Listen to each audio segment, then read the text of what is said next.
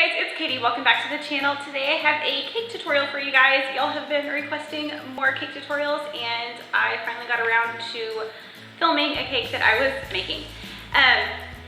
So what this is I call it a baklava cake. Spice cake with a layer of baklava right in the middle. It's got cream cheese frosting. It's topped with candied orange peels and then it's drizzled in this awesome like orange honey drizzle. It's amazing. Okay, so I started out by baking two 8-inch spice cakes. You can use whatever spice cake recipe you want to use. This would also be really good with a carrot cake as well. And you could even use a box cake, it doesn't matter.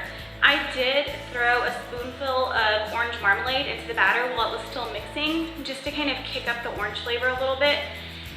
So just two 8-inch rounds and then set them aside to cool. The candied orange peels, you want to start with clean oranges. You want to make sure that you wash the oranges. But remember, people are going to be consuming the actual orange peels, so you'll want to wash those in advance. Okay, go ahead and cut your oranges into fourths and then separate the fruit from the peel.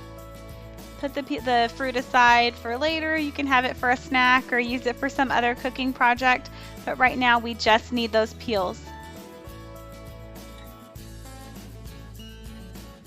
Then once you've separated them, use that same sharp knife to carefully cut your peels into thin strips.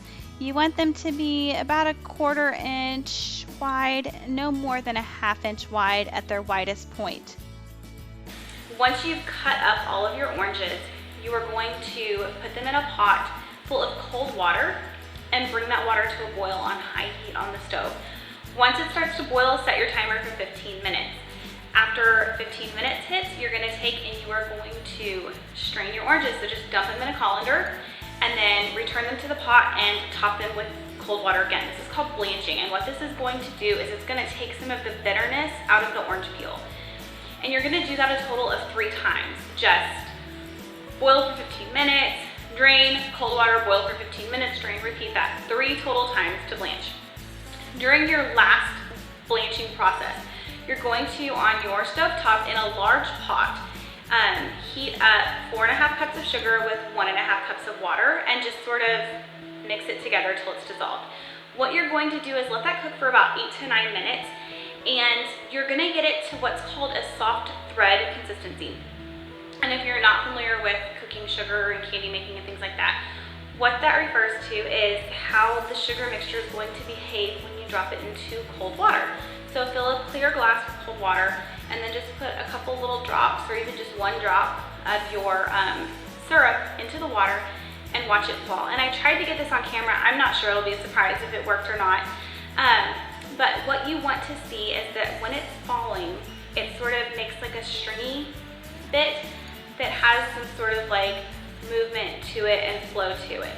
You don't want it to like hang down and just immediately become stiff. You do want it to still have some movement in your glass.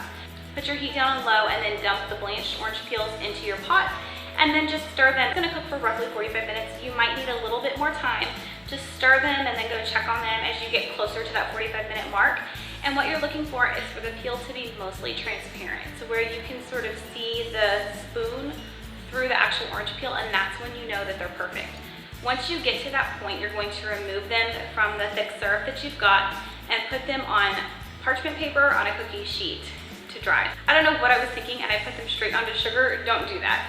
Put them just straight onto parchment paper, let them dry, and then add the sugar. The syrup you're left with is a little bit too thick to be a simple syrup for a cake, in my opinion. So what I did is I added a little bit of water to it to thin it, added a little bit of orange marmalade to it to add a little bit more flavor, and then I heated it again to actually thicken it up some more, which I know seems counterproductive, but it's fine. Just let it cook on your stove and warm up. So going back to those cakes, once those cakes are cooled, you want to remove them from the pan, cut any dome off of the top, and then cut them in half so that you're gonna create 4 equal cakes, all the same thickness.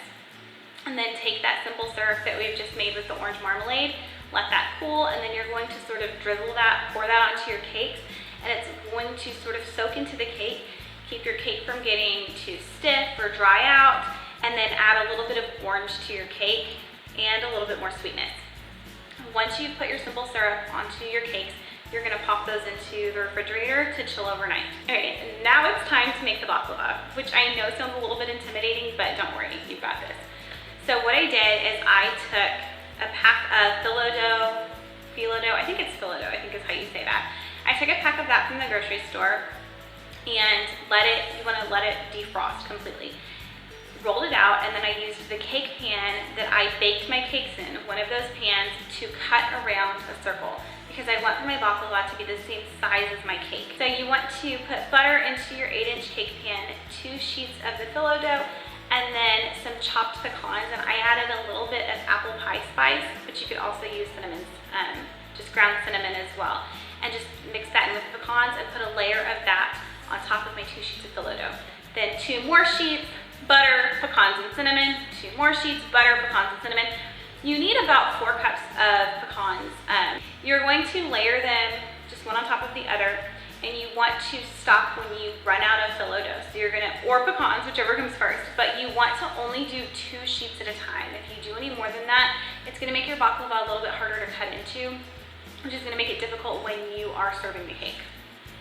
So once you've got all of that layered, you want to, on your final 2 sheets, you want to put butter on top of there, and you're gonna put that in an oven at 350 for 45 minutes. Baking, you're going to make a honey drizzle glaze for your baklava.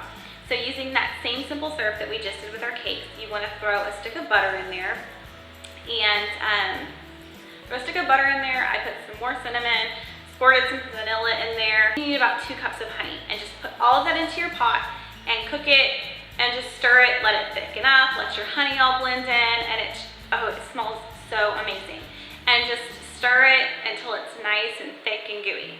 Then after 45 minutes, your baklava should be ready to come out of the oven, and the top should be completely golden brown. Take a knife and just poke some holes down into there, and then you're gonna pour some of that honey over the top and let it sink all the way in, pour some more on the top. Let that sink in, and then just a little bit of a 3rd layer, and pop that in the fridge overnight. Then the next day, it is time to assemble our cake. So what I did is I started with a batch of my cream cheese buttercream, and just put a little bit of that down on my plate, and put one of my cakes down on top.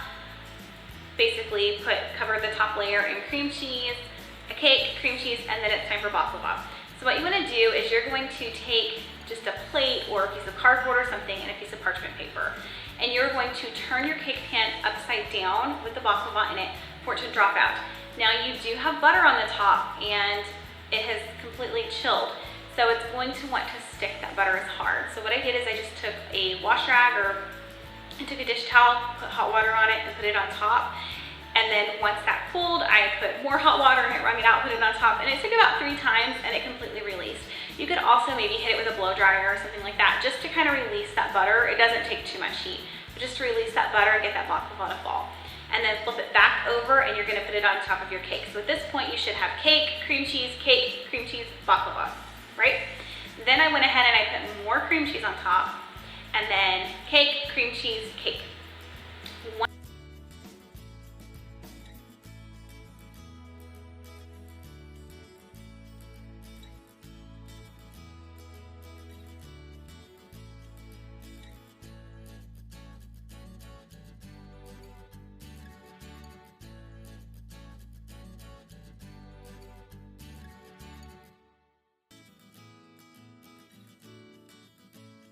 Once you're at that point, you want to let it chill. So I put mine in the fridge for about 20 minutes or so, just to let it all kind of firm up. The next thing I did off camera, but I did insert dowels into the cake. And I did that because I was gonna be driving this cake and I was gonna have to carry it in my lap. And I really didn't want to run the risk of anything falling. If you are going to cook this cake and just serve this cake at home, don't worry about the dowels, it's an extra step. If you would like a tutorial on how I dowel my cakes, just let me know in the comments down below, and I'm happy to do that for you guys. So once I've got it all doweled, I take a little bit of cream cheese and I cover those holes, and then I put just some cream cheese frosting sort of in the top.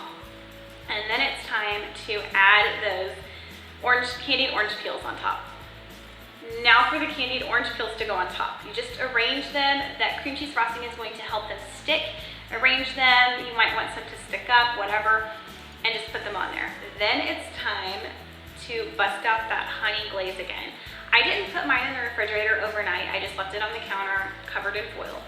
Then when it was time to use it, I took it and gave it a little bit of stir. Some of the butter had separated from the honey, but if you just stir it back up, it's fine. And then I just took that and drizzled it over with a spoon and let it sort of ooze down the sides of the cake and on top of the oranges. It was beautiful. And you make a baklava spice cake or a baklava orange spice cake. I don't know what to call it, but it's definitely a cake with baklava, and it was amazing. I do hope you guys enjoyed this tutorial. Please don't forget to give it a thumbs up if you enjoyed it. It helps me know what you guys want to see more of. And if you guys have requests for cake tutorials, leave them down below in the comments. I know you guys are always asking me for more cake tutorials, but sometimes I'm just stumped on what you guys want to see. So if you have requests on certain techniques or how I do things, or if there's a specific cake that you've seen somewhere that you want to know how to do, leave me a link to it down below. And if it's something that's within my realm of abilities, I'm happy to replicate it and show you guys how to do it. If you're new to my channel, I would love to have you stick around if you hit the subscribe button down below, and I will see y'all in my next video. Bye.